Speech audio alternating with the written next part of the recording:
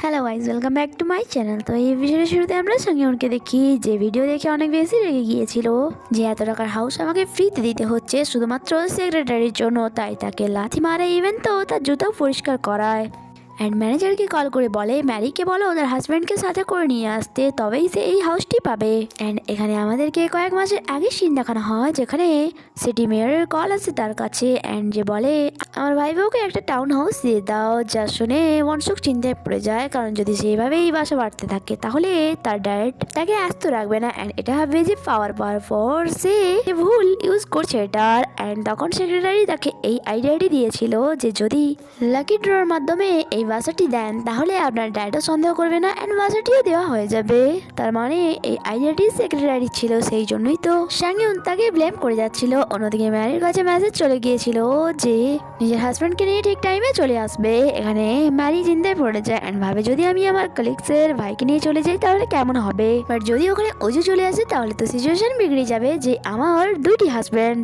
অন্যদিকে আমরা ম্যারির এক্স হাজব্যান্ডের মম অ্যান্ড সিস্টারকে দেখি যারা অজুর ব্যাপারে কথা বলছিল যে সে কথায় গিয়েছে, আমাদের কলও রিসিভ করছে না, আর মারির সাথে ব্রেকআপও করে নিয়েছে। বেকার ব্রেকআপ করলো কারণ মারির মম অনেক ভালো ছিল, সে আমাদের জন্য নতুন নতুন খাবার তৈরি করে পাঠাতো, বাট এখন তো তাও পাঠাবে না।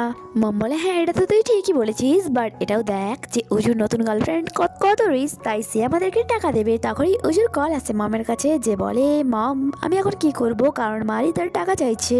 মম বলে তার কল রিসিভ করার কোনো দরকার নেই অ্যান্ড তাকে ইগনোর করো। তখনই আমরা জানতে পারি ম্যারি তাদের বাসার বাইরে এসে গিয়েছিল। অ্যান্ড অজুর ফ্যামিলি বড় লোক তো ছিল, বাট তারা অনেক বেশি লোভী মানুষ ছিল, তাদের মানসিকতাও ছোট ছিল। ম্যারি বলে অজু কোথায়, আমার তার সাথে কিছু কাজ আছে। মম বলে তুই এখানে কেন এসেছিস, তোর কোনো যোগ্যতা আছে আমার ছেলের পাশে দাঁড়ানোর, তার কাছে ডিগ্রি আছে, তুই তো কলেজ ড্রপ আউট, বেরিয়ে যায় এখান থেকে, কোনো টাকা তুই পাবি না। ম্যারি বলে আমি কোনো টাকা নেওয়ার জন্য আসিনি, আর আমি ভালো করে বুঝে গিয়েছি যে আপনার ছেলে এত বেয়াদব অ্যান্ড নির্লজ্জ কেন, কারণ আপনারাও ঠিক এমনই। যা শুনে তো মাম তাকে থাপ্পড়ি মারতে যাচ্ছিল, বাট ম্যারি হাত ধরে নেয় অ্যান্ড বলে ভুলেও এমনটা করতে যাবেন না, কারণ আমি ভালো করে জানি আপনার হাজব্যান্ড একটি স্কুল টিচারকে রেপ করেছিল, আর যা বাইরে গিয়ে আমি সকলকে বলে দেবো। যা শুনে তো মম অ্যান্ড সিস্টার অনেক বেশি ভয় পেয়ে যায়, আর মারি চুপচাপ সেখান থেকে বাইরে চলে আসে। তখনই তার কাছে কোম্পানি থেকে কল আসে অ্যান্ড তাকে জানানো হয় অন্য একটি কোম্পানি থেকে ডিজাইনের জন্য কেউ কথা বলতে আসছে। অ্যান্ড আমরা জানতে পারি এটা আর কেউ নয় অজু ছিল, যেখানে বনসুক এসে তাকে বলে তুমি কন্ট্রাক্টে সাইন করাতে পারবে তো, এটা মাথায় রাখো, যদি তুমি না এটা পারো তাহলে তোমার পজিশন তোমাকে ছাড়তে হবে। আর আমরা জানতে পারি এই সব কিছু ইয়নসুকের প্ল্যান ছিল যাতে সে তার পজিশন ফিরে পেতে পারে।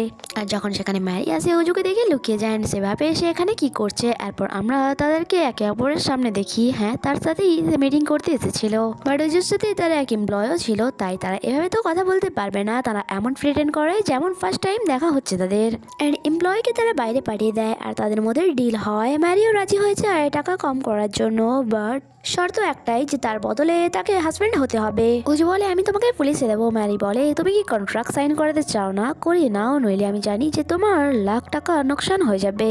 কারণ ম্যারি অলরেডি তার কোম্পানিতে এক এমপ্লয়কে কথা বলতে শুনে নিয়েছিল যে যদি কন্ট্রাক্ট সাইন না হয় তাহলে লাখ টাকার নোকসান হয়ে যাবে। উজু বলে হোক লোকসান, তুমি ফ্রড অ্যান্ড আমি ফ্রডের সাথ একদমই দেবো না। তখনই তার কাছে ওয়ানশুকের মেসেজ আসে যে তুমি কন্ট্রাক্ট সাইন করাতে পারবে। তো তখনই তার গ্র্যান্ডমার কথা মনে পড়ে, যার তার প্রতি অনেক আশা আছে, সেই জন্যই তো ওয়ানশুককে এই পজিশন থেকে সরিয়ে তিনি উজুকে রেখেছেন। তাই উজু এখানে রাজি হয়ে যায় তার হাজব্যান্ড হওয়ার জন্য। অ্যান্ড ম্যারি তার হাতে লাগা আঘাত দেখায় যা ওই দিন তার কারের ধাক্কায় লেগেছিল। নেক্সট সিনে আমরা দেখি তারা স্টোরের বাইরে দাঁড়িয়েছিল যেখানে তারা হাউস নিতে এসেছিল। অ্যান্ড ম্যারি তাকে সমস্ত ডকুমেন্টস পাঠিয়ে দেয় অ্যান্ড বুঝিয়ে দেয় যে তাকে ভেতরে গিয়ে কি বলতে হবে, আর তাকে চশমাও পরিয়ে দেয় কারণ তার ফিয়ন্সে অজুও চশমা পড়েছিল। এরপর গিয়ে দেখা করে ম্যানেজারের সাথে অ্যান্ড তাদের অ্যাক্টিং শুরু হয়ে যায়। অ্যান্ড আইডি চেক করা হয়, বাট অজুর কাছে তো আইডি ছিল না, বাট সে ম্যারির বলা সমস্ত কথা অ্যান্ড নোট পড়ে নিয়েছিল, তাই সে সব কিছু জেনে গিয়েছিল ম্যারির ফিয়ন্সে অজুর ব্যাপারে। আর জিজ্ঞাসা করে সমস্ত কোশ্চেনের সঠিক আনসার দেওয়ার পর উঠে সে ফোনে নাটক করা শুরু করে দেয়, যেমন কি তার কাছে ডক্টরের কল এসছে। সে বলে কি আমার অনেক বড় একটি রোগ হয়ে গিয়েছে অ্যান্ড টেস্টের জন্য এখনই যেতে হবে। ম্যানেজার বলে কি হলো মিস্টার কিম। অজু জানায় প্লেনে আমার সাইডে এক পার্সন আমার সাইডে বসেছিল যে অসুস্থ ছিল অ্যান্ড সে আমাকে ইনফেক্ট করে দিয়েছে। আর ম্যানেজার এই ব্যাপারে সেক্রেটারিকে জানায় অ্যান্ড অ্যাওয়ার্ড সেরেমনি তো হতেই হবে, তাই তাদেরকে মাস্ক পরিয়ে ফটোশুট করানো হয়। অ্যাকচুয়ালি এই সব কিছু তার দুজনের প্ল্যান ছিল যে যদি মাস্ক পরে নেয় তাহলে কেউ তাদেরকে চিনতেও পারবে না অ্যান্ড এভাবে সে বাসাটিও পেয়ে যাবে। তারপর ম্যারি হাউসে ডকুমেন্টসও পেয়ে গিয়েছিল অ্যান্ড তাকে সাইন করানো হয়, বাট উজু এখান থেকে পালিয়ে গিয়েছিল হসপিটালের বাহানা করে। সেক্রেটারি বলে চলো আমি তোমাদেরকে বাসাটি দেখিয়ে দিচ্ছি অ্যান্ড যখন বাইরে আসে উজুকে দেখে সেক্রেটারি বলে কি হলো তুমি এখানে হসপিটাল যাওনি? উজু বলে হসপিটাল গিয়েছিলাম বাট আমার রিপোর্ট নেগেটিভ চলে আসছে। সেক্রেটারি বলে চলো তাহলে আমি তোমাদেরকে তোমাদের হাউস দেখিয়ে দিচ্ছি। আর দুজনকে কারে বসিয়ে এক জায়গায় নিয়ে আসে যেখানে খুব বড় বড় ভিলা ছিল যেখানে সিটির রিচেস্ট পার্সনরা থাকতো অ্যান্ড সেখানে আমরা ওয়ানশুক অ্যান্ড তার মমকে দেখি যারা উজুর ব্যাপারেই প্ল্যান বানাচ্ছিল। এরপর নিউ কাপলদেরকে বাসায় নিয়ে আসা হয় আর আমরা দেখি অ্যান্ড বাসাটি অনেক বেশি সুন্দর ছিল। সেক্রেটারি বলে কতদিনের মধ্যে আপনারা এখানে শিফট হয়ে যাবে? ম্যারি বলে অ্যাকচুয়ালি এই বাসাটি আমাদের অফিসের থেকে অনেক দূরে, তাই কয়েকদিনের মধ্যে এটা আমরা বিক্রি করে দেবো। সেক্রেটারি জানায় 3 মাসের আগে আপনারা এই বাসাটি বিক্রি করতে পারবে না, কারণ এগ্রিমেন্টে এমনটাই লেখা ছিল।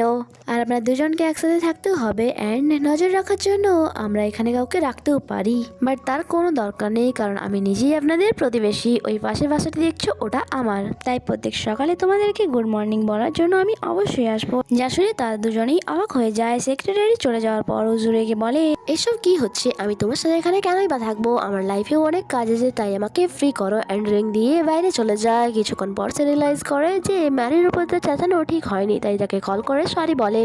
তখন তার পেছনে একটি কার চলে আসে যার মধ্যে তার আন্টি অ্যান্ড কাজিন বসেছিল অ্যান্ড এখানে ওয়ানশুক তাকে দেখে বলে আপনি এখানে? উজু জানায় কিছু কাজের জন্য এখানে এসেছিলাম। অন্যদিকে মারি যে কলে ছিল সে আওয়াজ পাচ্ছে না, তাই হ্যালো হ্যালো বলে বাইরের দিকে আসছিল অ্যান্ড উজু সেখান থেকে পালানোর চেষ্টা করে। তখনই সেখানে সেক্রেটারি চলে আসে অ্যান্ড বলে আপনি এখানে, আপনার ওয়াইফ কোথায়? আর এই কথাটি আন্টি অ্যান্ড তার কাজিন শুনে নেয় অ্যান্ড তার অবাক হয়ে ভাবে ওয়াইফ, সে বিয়ে কবে করলো? অ্যান্ড এখানে মারিও বাইরে চলে আসে অ্যান্ড সবাই এখানে একে অপরকে দেখে নেয়।